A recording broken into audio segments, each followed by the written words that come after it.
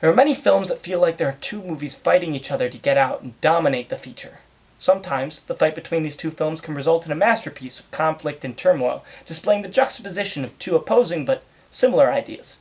My favorite example of this is Stanley Kubrick's Full Metal Jacket.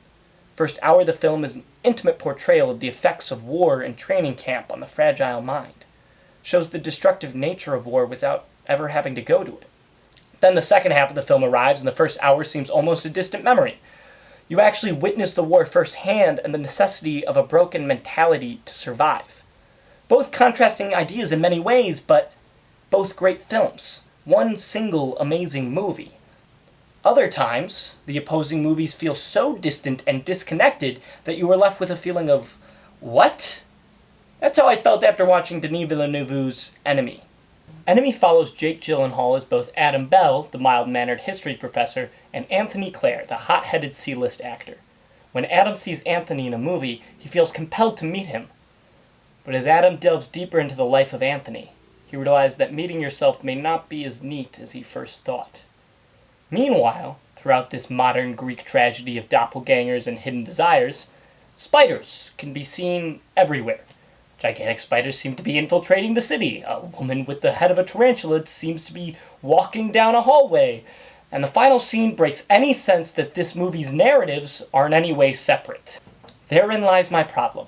The spiders are left just to the imagination of the audience. There's no actual evidence or reasoning within the movie for why these spiders show up everywhere. If the movie used these scenes as some form of intercalary chapter to comment on the themes and characters of Enemy, I'd be down.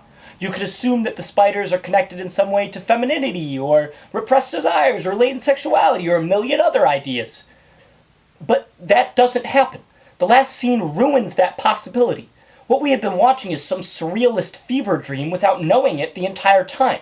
The film doesn't present its surrealism until the end. This denies any real sense of desire to watch the film, since it feels more like someone pulled the rug out from underneath an interesting drama.